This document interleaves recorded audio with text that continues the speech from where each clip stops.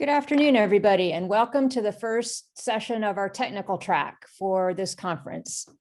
So the first session is going to be an exciting talk about AI-powered conversational experiences. And we have two speakers.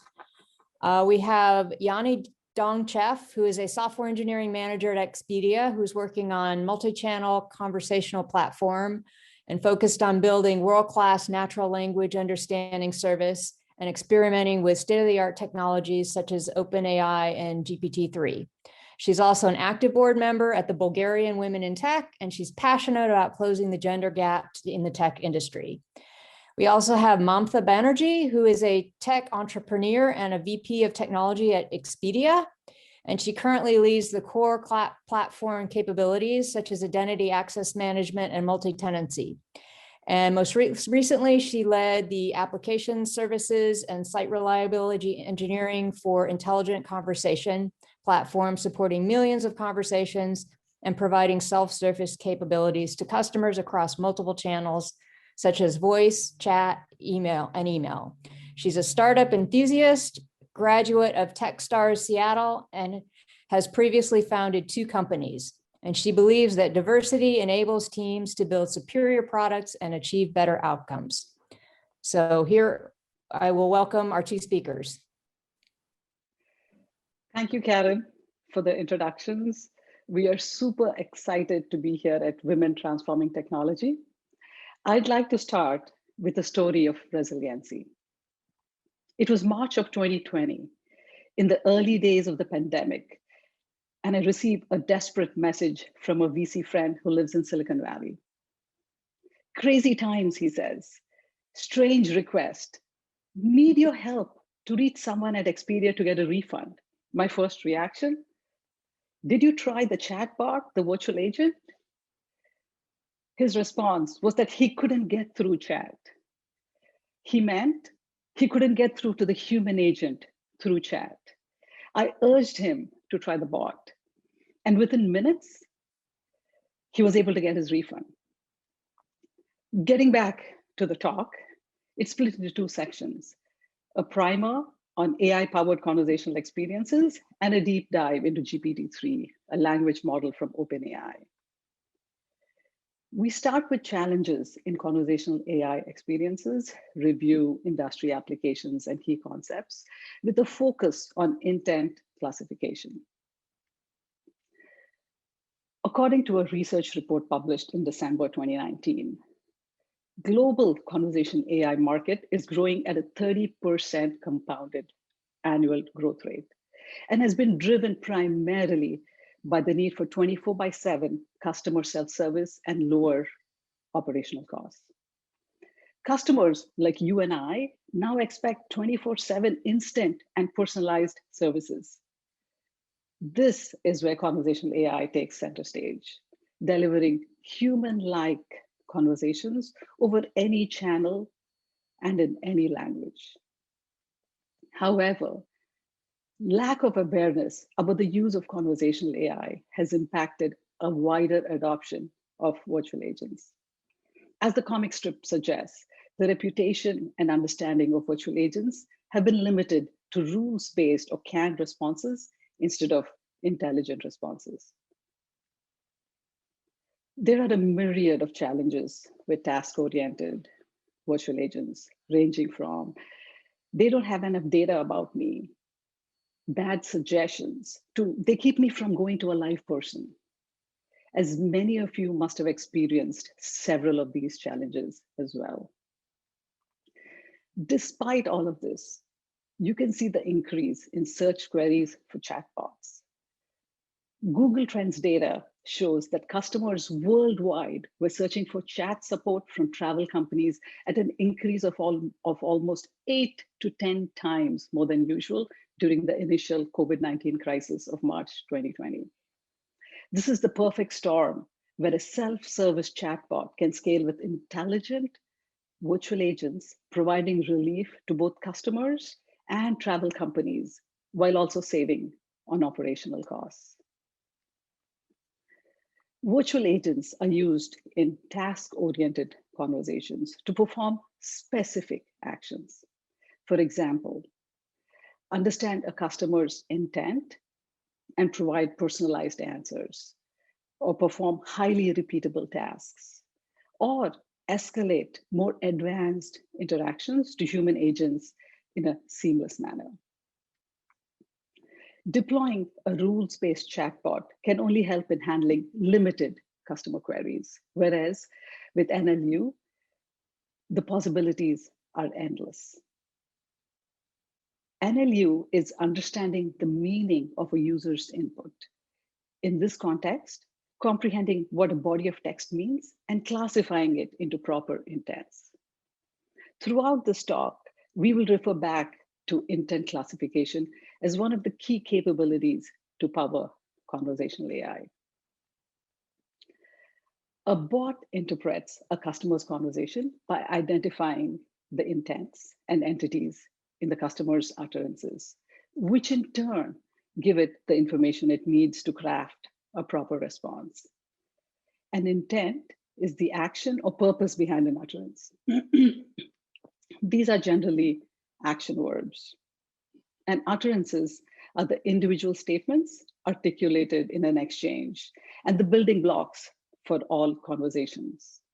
For example, in the utterance, I'd like to find a hotel in Sofia, Bulgaria. The intent would be to search. In the utterance, I'd like to order a decaf coffee. The intent would be to order. An entity is an object that was mentioned in the utterance and that's relevant to the customer's intent. These are generally nouns. By recognizing the entities that are mentioned in a customer's input, the bot can choose the proper response. So for example, in the utterance, I'd like to order a coffee and a muffin. The entities would be coffee, which is a drink, and muffin, which is food. So after intent discovery, the bot will need to discover the size of the coffee, say through a series of questions. And this is known as slot filling. We'll use Google's Dialogf engine to walk through an end-to-end scenario. We talked about how intent categorizes an end user's intention from one conversation turn. So for each virtual agent, you will usually define many intents, and where your combined intents can handle a complete conversation. For example, if you're creating a pizza bot virtual agent that takes a pizza order, you would first create the intent order, and you would set up a bunch of training phrases with examples of the expressions that your users would use. Next, you would define your entities like pizza toppings that could be extracted from a user's expression. For example, mushrooms, onions, and then you would define your actions and your responses. So Dialogf matches the end user expression to the best intent in your agent. So the following diagram shows an end-to-end flow, again using Dialogf. So from your user's chat input to intent matching, executing your backend fulfillment services, and responding back to the user with an appropriate response, whether it's the confirmation of a completed action or asking for additional information from the user.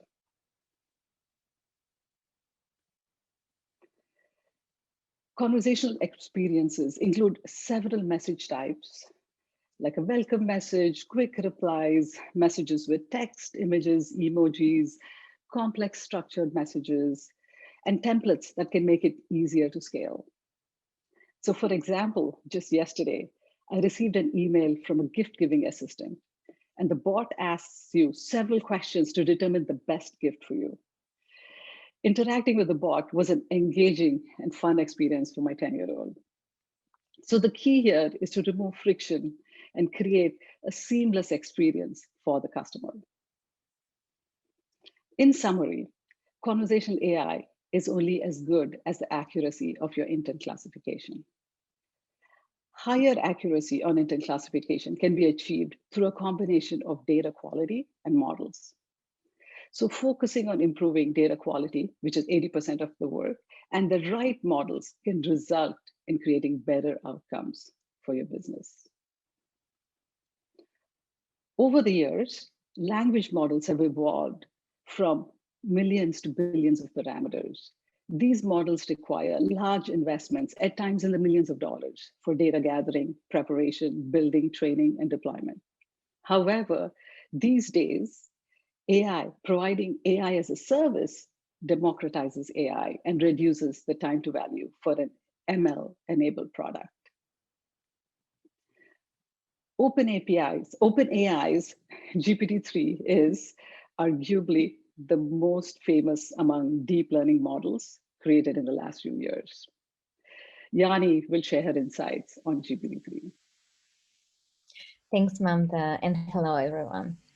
So now that we know the importance of language models, let's deep dive into OpenAI and see why it's referred as the Swiss Army knife of language models. Let's first start with how it was created. It was trained by supercomputers for 2 weeks with giant datasets like Wikipedia, WebText2, and others of that magnitude, and released in beta June of 2020. This language model uses deep learning to produce human-like text. The model looks and finds data patterns to complete text prompts. So for example, if I give an input with the word travel, GPT-3's output will be, where do you like to travel? With a little training, it could write poems, generate code, compose and summarize text, translate to different languages, also solve puzzles, successfully classify intents, and answer questions. With all of those capabilities under the same language model, GPT created a big hype around itself, and it's truly made people believe the future of AI is bright. Do you think Swiss Army knife sounds more compelling now?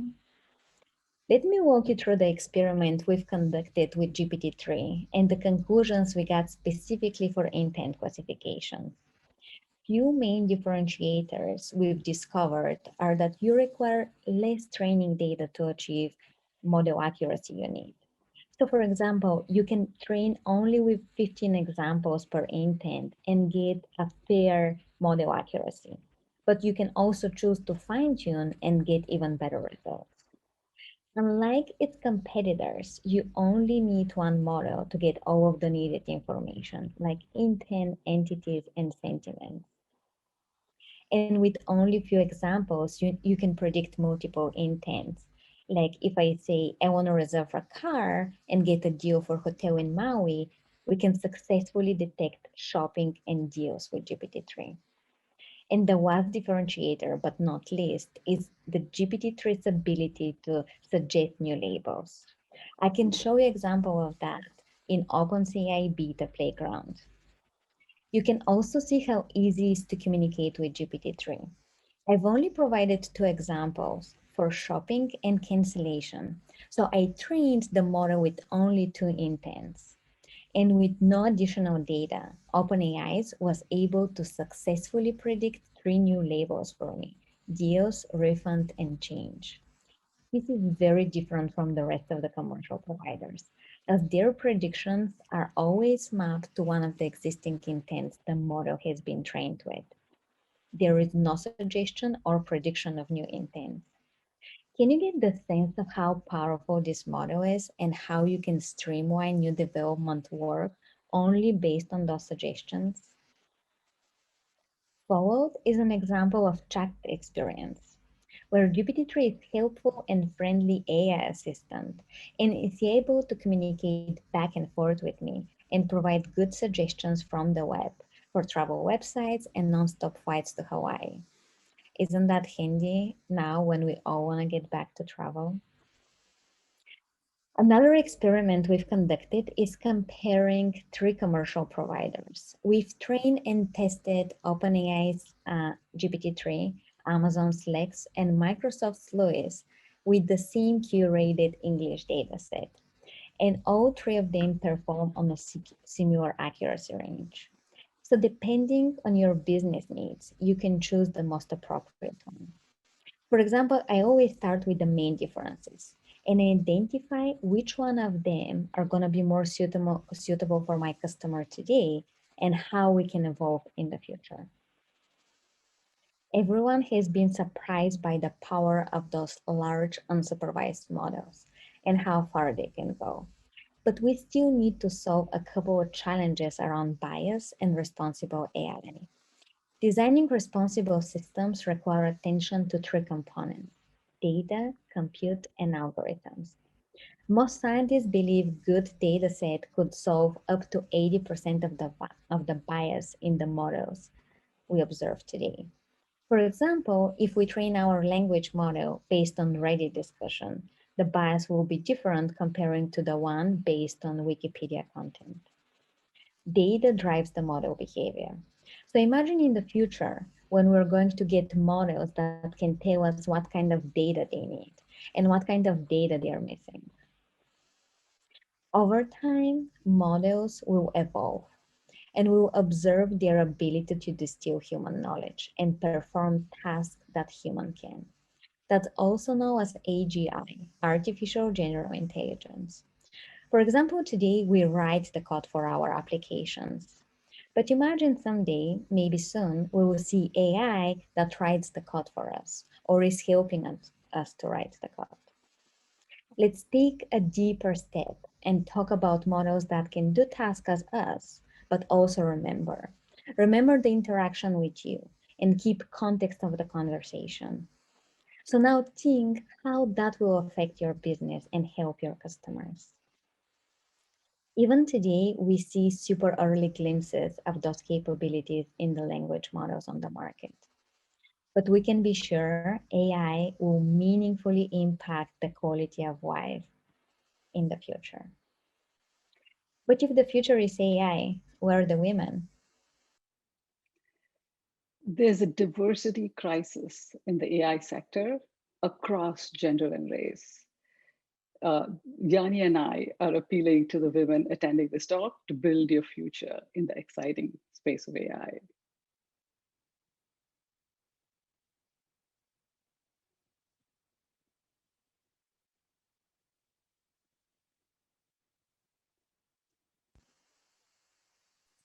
Thank you, folks. Thank you Thank so you. much. If anybody has any questions, please make sure to drop them into the chat or use the Q&A tab. And we will now hand this over to Ingrid to introduce our next speakers. Thank you. Thank you, Irma.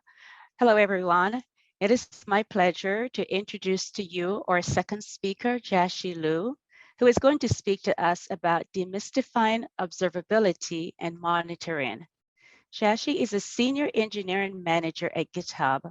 She's passionate about bridging the gap between the science and the engineering part of data work. She is also an advocate for a culture where everyone's input matters and is active in the Right Speak Code and Women Who Code community. Today, Jashi will share of her experiences as a technical leader and as a platform engineer on how to incorporate observability into systems architecture and backend APIs. Please join me in welcoming Jashi. Jashi, welcome.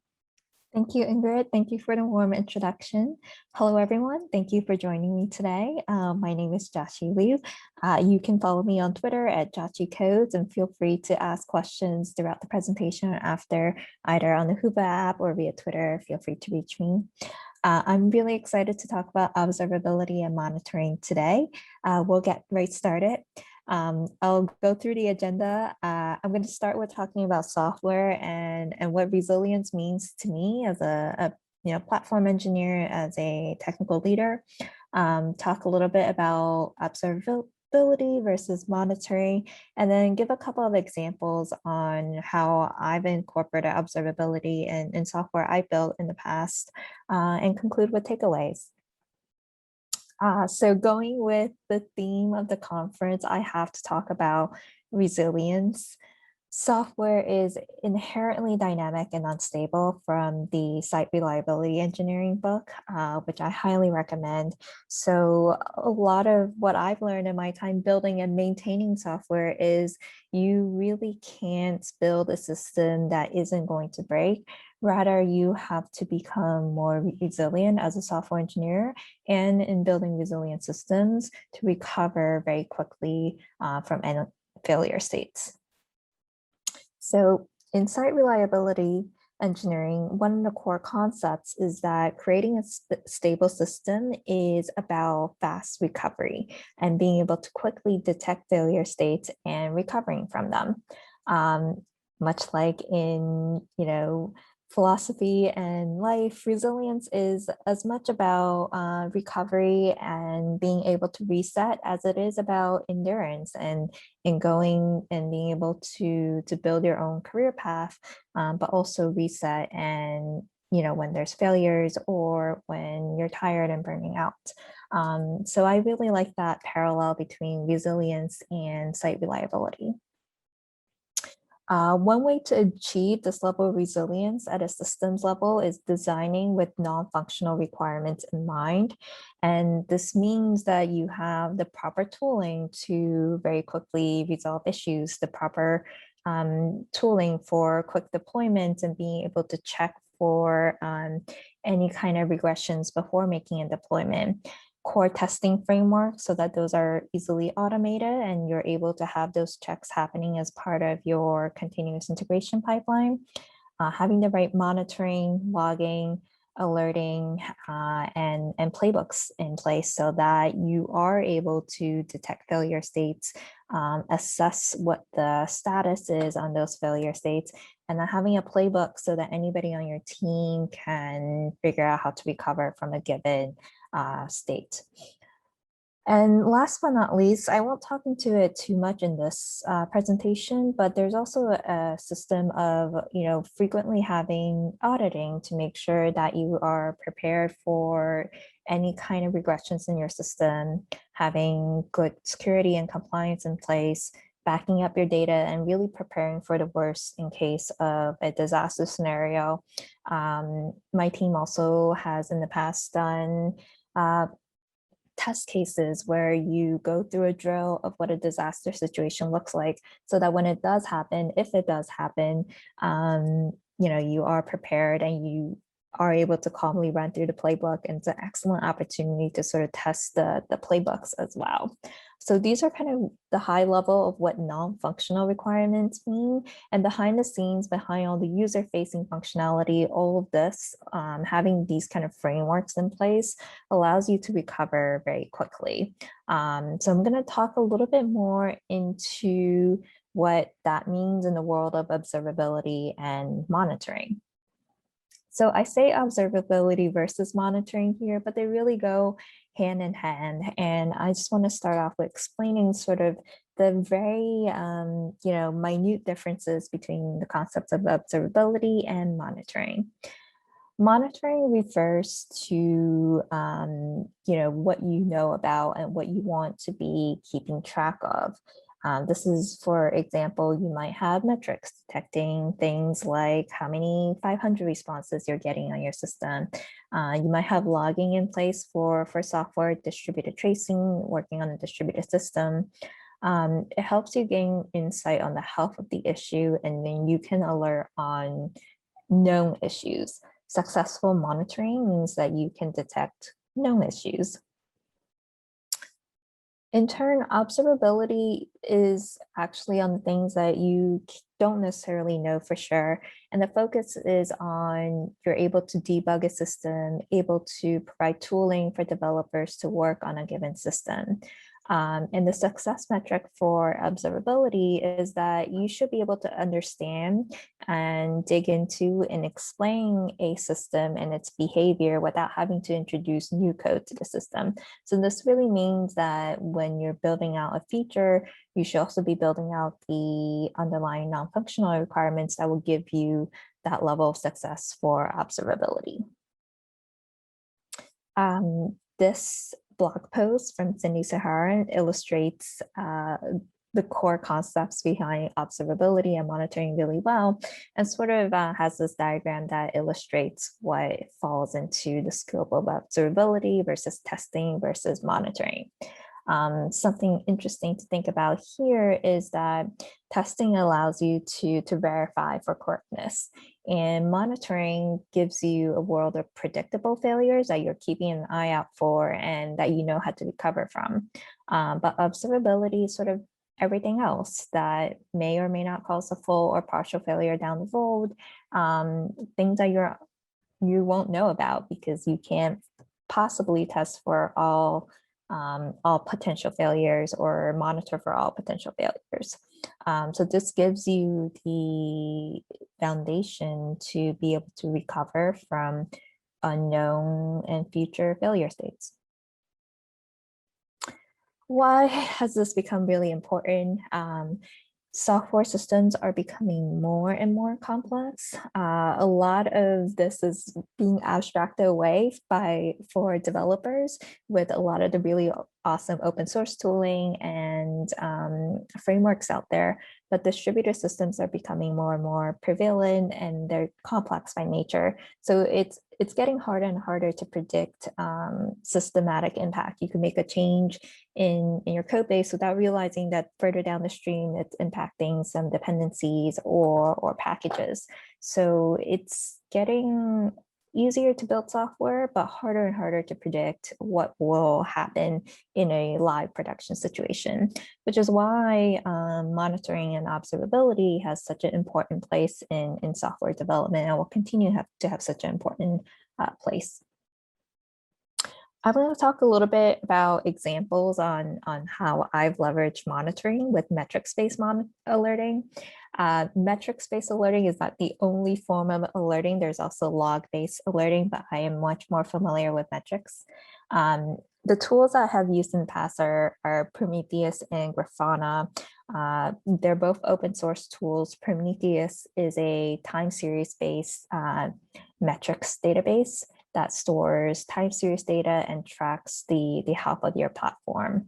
And it also allows you to configure alerts. Grafana is used to visualize this time series data and present sort of a graph so that when you're investigating a performance issue or a production incident, you have a very easy snapshot of when the trends are going and what's happening at what time it's happening at. There's, of course, other great monitoring tools, and there's also more log-based monitoring tools, like I mentioned, but I will focus more on Prometheus and Grafana for now. This is an example of a Grafana dashboard that allows the user to sort of see the general health of a Kubernetes cluster. Couple of really obvious things that you might want to be paying attention to because you're monitoring a Kubernetes cluster might be things like memory usage and CPU usage. And those are the front and center and gives you a very good glimpse into the health of the cluster right away. So having these kind of dashboards set up makes it a lot easier to gauge in a quick way, what's the health of my cluster, what's the health of my production system, what is sort of red and should be paid attention to. Prometheus, because it's focused on time series metrics, allows you to push metrics or have metrics scraped from the services to the Prometheus server. In this example, I am calculating the time it takes for a data pipeline to run and having this metric set to the current the time that the data pipeline has completed. So this metric is then being scraped by the Prometheus server and stored each time it changes as a gauge. The way it's being set is that the way that I'm running this job is I'm running it within this with job duration seconds.time. I'm running the pipeline, and once the pipeline completes, I'm running the code to set the metric in place so that it's always set once the job completes. If the job fails, this metric is not set and therefore is defaulting back to the previous time that it succeeded.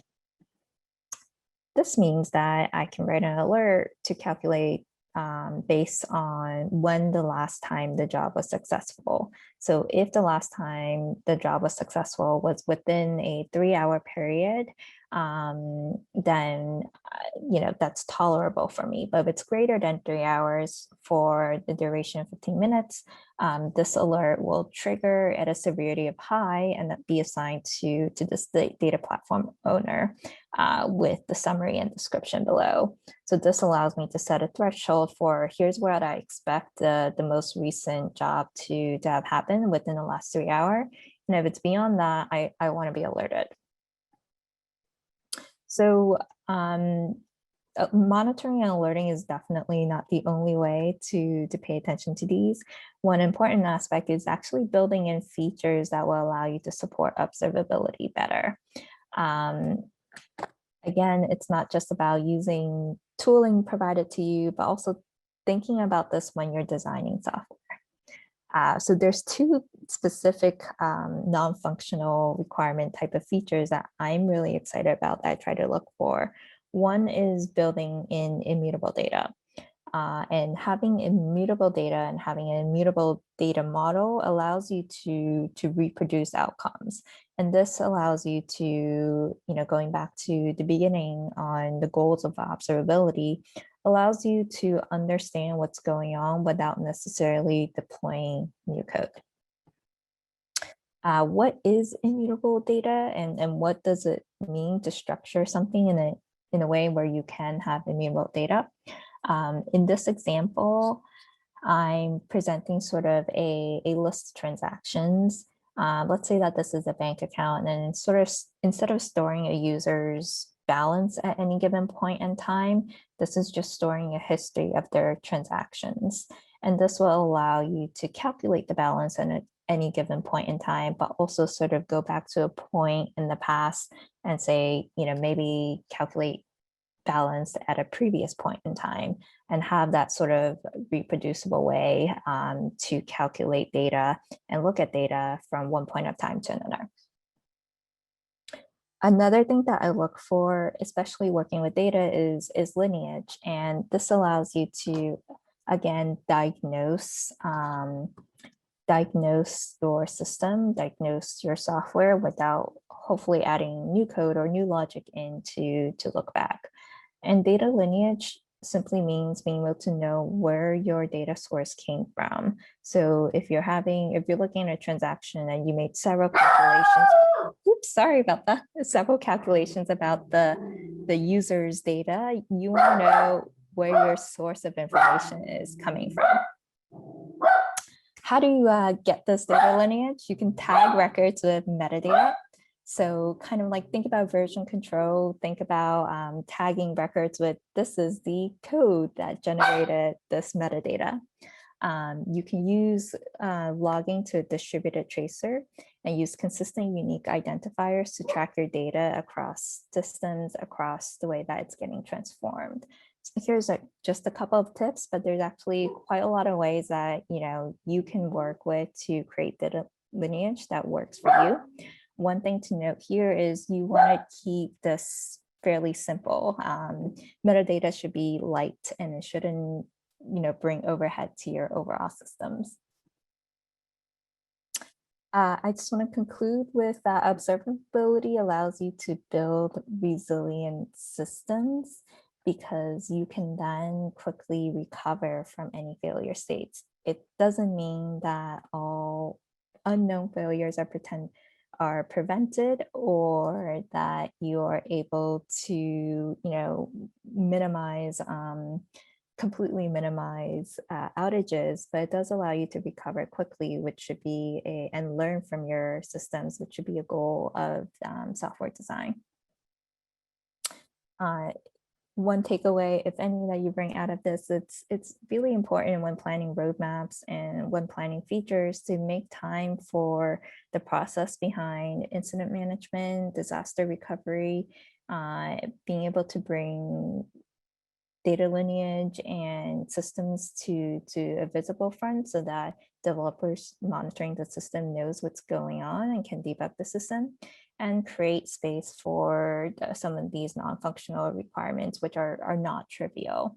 And I think this is a big lesson for me in building and maintaining software. Sometimes it's very easy to plan for the feature without necessarily thinking about what are we doing behind the scenes to make it easier to maintain so that we be freed up to build new features instead of maintaining existing systems.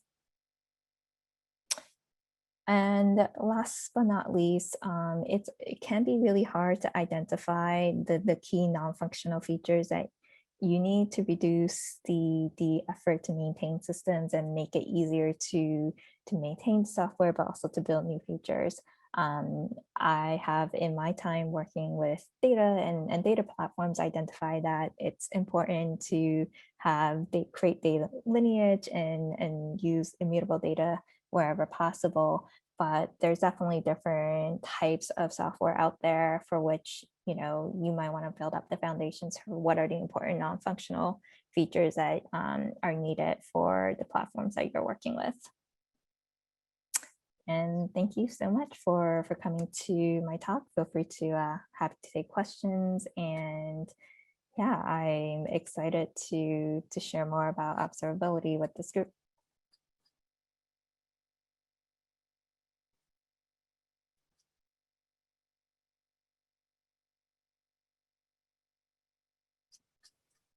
Thank you so much. So Ingrid, I'm going to hand it off to you for the next intro.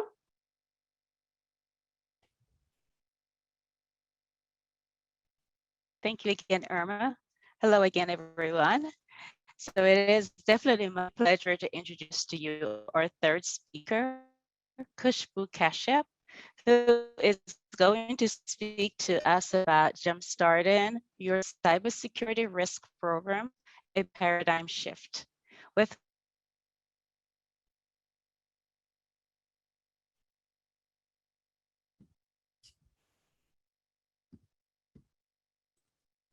Okay, it looks like we lost Ingrid a little bit. So Khushbu, let's go ahead and have you get started. Okay, thanks, Irma. I was just making sure it's not just me. But just to give you a very quick introduction about myself, my name is Khushbu Kashyap. I work for Rubrik as a senior manager in the information security space, specifically in the GRC front, where I manage some pillars, including risk management. Prior to Rubrik, I actually started my career as a software developer. So that's very much ingrained in how I run things or how I build risk management functions, which is going to be the core of our talk.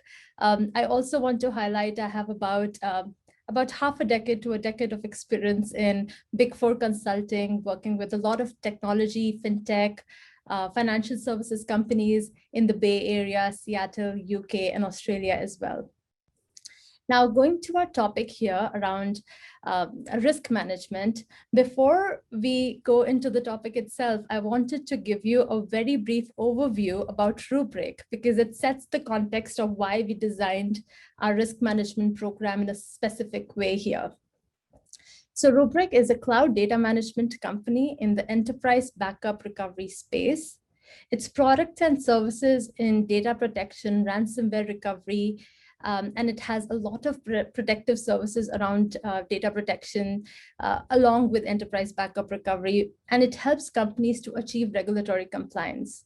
Now, this gives you an idea that I was creating the security function in an already security and tech savvy company, having a lot of engineering heavy cloud native technologies present. It also didn't help a lot from coming from a process background that our company had a very progressive and future looking technology stack. And of course, some of the smartest people in the industry to work with.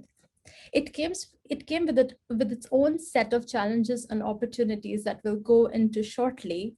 But with this primer, let's dive into our session topic, a paradigm shift in cybersecurity risk program, where I'll be sharing with you how you can jumpstart your own risk management program from inception to operations within a year. Now, in order to aid your understanding on what a cybersecurity risk management program is, I'll be using some of these diagrams that you'll see in the upcoming slides as well. Now, my purpose of this slide is to not bore you with the process. I promise I simply want to introduce you to some key cybersecurity risk management terms and areas when it comes to the process. We need to think about it as a process, data, and technology-enabled risk management function or a capability. The goal is to be essentially give you the tools and technologies and data structure behind to identify, assess, respond to, monitor, and report out on risks. One thing to note here is that as we have been building this capability here, our considerations have been to build an agile, lightweight, and easy to adopt friendly process without too many gates. I also want to highlight here that cybersecurity risk management is not merely a regulatory requirement, because if set up well, it acts as a core of an information security program and strategy. Like any risk management function, it is designed to be an enabling function, be it within our information security team or with other business stakeholders and orgs. It helps different parts of the organizations in different layers, as you see. For example, here on the screen, the lower level program components help with the operations. So these are our tactical day-to-day operational risk and control decisions based on, of course, discrete use cases. On the middle layer, here you have the management with the different engineering teams, IT teams, product teams who work on security risk. Now here we help them do strategic planning, project portfolio, resource allocation, and also help them with investment strategy as to how they need to make sure how to include security as part of all their processes. And on top of the pyramid is risk oversight. Now, this is about fiduciary oversight, mostly handled by your e-staff, your executives, your board of directors. And here we deal with business risk, not just security risk, but what does it mean in the business terms, how to identify your priorities, and how to inform your strategy. Going to the next slide here.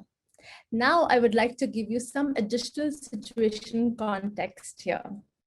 In a typical security team in any organization, there are multiple interrelated disciplines which are operating in a federated manner.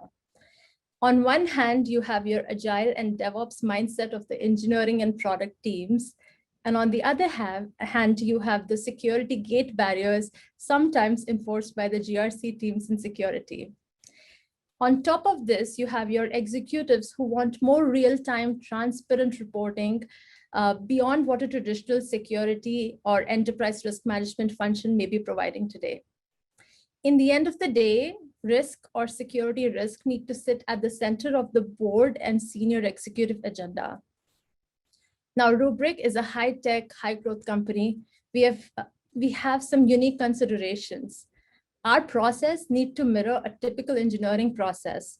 It needs to have some key parameters that we need to keep in mind as we're developing it, which are agility. It needs to be super lightweight, not process heavy. There needs to be ease in adoption and follow through with engineering. Without taking care of these unique considerations, a fast and free-flowing freeway infrastructure can easily look like this. Now, in order to ensure that doesn't happen to any of your programs, I want to walk you through the same pyramid that we saw earlier, but now from an engineering and data perspective. And starting that journey, first, I want us to focus on a comprehensive strategy of people, process, and technology. And on the same hand, we would need to ensure that the traditional process-heavy function has a technology and data-heavy backend to support the evolving needs. And to start with data, let's start with the data discovery exercise. Here, we need to identify the right data sources. We need to think about the technology, why we are doing it, or what are our goals around it. So in terms of the data types of the whole risk management program, which is almost like the foundation structure for the risk management program, we need to think about security gaps, industry threats, any security vulnerabilities either in our product services or in our internal infrastructure. We need to understand our security reviews, issues, policy exceptions. And all these data items actually exist in a complete disarray of many technologies out there. So now you have to think about the technology, understand where this data exists today. Is that the right place for that data to exist? Do we need to build a database or a warehouse to centralize this data in order to benefit from the contextualization that happens with it? For example, there may be a ticketing system just like Jira, which may be used in a lot of organizations or your organization. You need to think if all the different issues which are trickling down into the security workflow, do they exist there or someplace else like a wiki or something? By understanding this, we can either centralize all those data points in a common data system, which you're already using, or you need to think about an engineering effort in which you need to contextualize this information in a separate data warehouse. And that's key, because in the end of the day, our goal at this layer is to expand coverage. We not only should be aware of the known knowns within the organization, but also known unknowns and unknown unknowns. So for that, now that we have completed the data discovery exercise, we move on to the next phase, which is analytics and planning stage. The main goal behind this is to drive visibility and automation. Now, for this, we need a true orchestration platform. There are two things to consider here, as I said, data analytics and data orchestration. Now, what happens in this stage is because you are identifying and defining security risk ownership, for that data analytics help from the bottom layer. What are the insights we need to generate? What are we learning from the data that we have already identified in the bottommost layer? Are we able to identify the right risk items? Are we able to prioritize them in the right way? Is this the elements of the data which are going to help your engineering teams and your product teams to be able to inform their sprint planning to prioritize on the right risk or not? So for all this, of course, you need the analytics engine, which needs to be on this layer. But along with that, also think about workflow automation. Why should you have a team of so many PMs helping you out just to make sure the teams are doing the right thing, but also making sure they are meeting the timelines? You can give your PMs more meaningful tasks of giving them the ability to go meet with the team members, ask them why something is not done, but not do very mundane tasks like, hey, your deadline is coming up, can you please complete it? A lot of these things can actually be automated using workflow automations from a tool orchestration software, as I was telling you. In our company, we have been using LevelOps for this. You can use any kind of engines for it. The main use case is make your engine to have orchestration to automate a lot of the workflows, which can be automated, and use the same communication channels that engineers use. Don't email them, don't set up alerts on emails if they don't look at emails a lot of time. If they use a communication platform like Slack, maybe use that. So depending upon what your organization uses to communicate with each other, based on really these teams who are fixing the risks, who are fixing the issues, who are doing the work, make sure you're using the same platforms. And whatever automations you do end up providing or end up setting up, make sure it's integrated with those, because it really needs to be their function and you're just enabling it. By doing this, we are able to engage the stakeholders, we are able to drive ownership and accountability, and you're doing all of that through improved transparency. And that really hones in on the trust you want to develop in this enabling function with the different teams. Now that we have covered data analytics and data orchestration, we move to our next topic of visualization.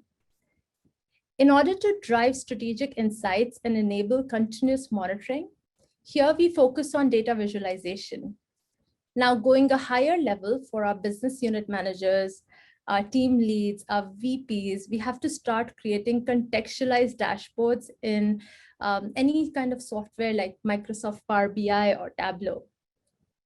Here, we have to start communicating the so what around the risk, just the operational stuff, which used to help us out in terms of, hey, these risks are not getting remediated, or hey, these issues are coming up more and more often. Do we want to look into the root causes?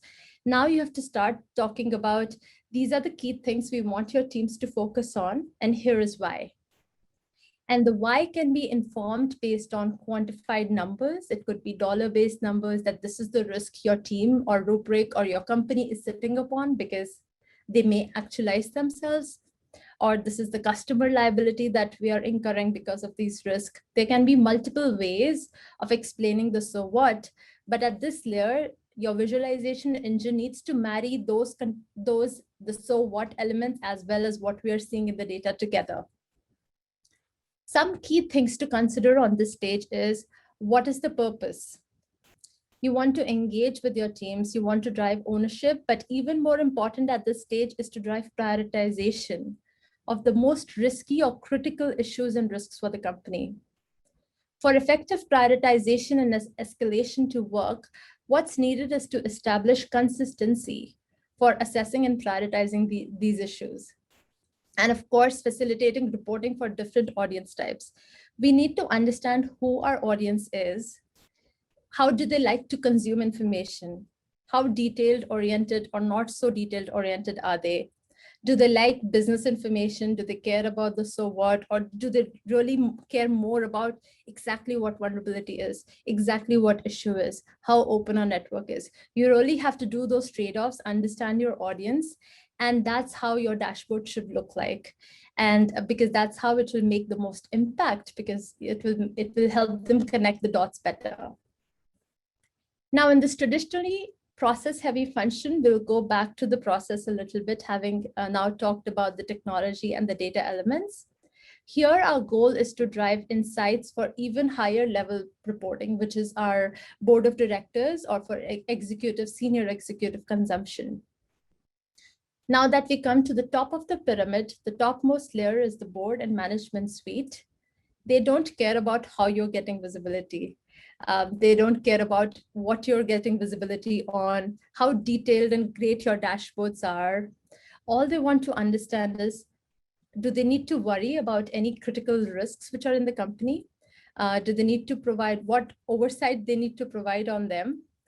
What do you need from them? Do they have to trickle down some to-dos or some action plans or set the tone for security for the company? And most often than not, this kind of reporting is done in the form of presentations or Word documents or PDFs. Now we move away slightly from the technology aspect at this layer, but this really sums up your whole risk management function. Now in this part of the presentation, let's take a look at how you can adopt everything you have learned so far today in your own risk management program or in your own operations. In the short term or in next week, you should be able to assess how you are communicating the value and focus of your program. Do you discuss technology without capabilities? Do you discuss capabilities without security risks? I highly recommend framing the discussions from security risks to security capabilities or services that you provide to the company, to the technology, what technology is used, and how you can also, more importantly, use technology to enable your function. In midterm or the first 3 months following this presentation, you should be able to begin your culture change to risk management, which is essentially, let's perform the risk assessment. Let's drive ownership within the different teams in order to effectively get to risk reduction. Now, in the longer term or within 6 months, you should be able to articulate a response to 3 most important or main questions. What are our risks for the company? What are we doing about it? And is it enough? So remember, start small, scale iteratively, and have a focus on striving for continuous improvement. There is really no need to strive perfection when you're building out the program. You can literally start from, let's just get all our data sets together in one place. Let's contextualize them. Let's find insights and drive analytics on top of them. Let's see what we are seeing, what can be the root cause for a lot of the things that you're seeing in a repeated manner or a repeated fashion. What can you do about them? Let's start meeting with the most important teams, which is going to help with risk reduction for the most important or the most area within the company. It's important to fail fast and make mistakes and learn from them at this step, because you also want to align on this one key thing that you need to start with the right stakeholders. Based on your program needs, try to identify these stakeholders within the company who will also benefit from risk management. They are seeing a lot of vulnerabilities, for example, in their space, or they're starting a compliance program where you can easily fit your own program with them and help them out. Starting with the right stakeholders is key, because once you gain their trust to have their sponsorship, they'll help you continue to find allies in this journey within the organization as well. And of course, you need to have your eyesight and your goals aligned to spreading awareness on the need for your company to make risk-based decisions in security. And as you're making those discussions, are they actually based on actual data and facts? And make sure that you're not thinking about risk management as a process, but a technology-enabled function which can benefit a lot from orchestration, workflow automation, analytics, insights, and automation sitting on all of this so that you can spend more time on having more effective discussions, gaining more visibility with leadership, making sure that everyone understands risk within the company, everyone is speaking in the same language, and they're focusing their time and attention on the most needed things. Thank you. I'll stay on if you have any questions at all, and thank you so much.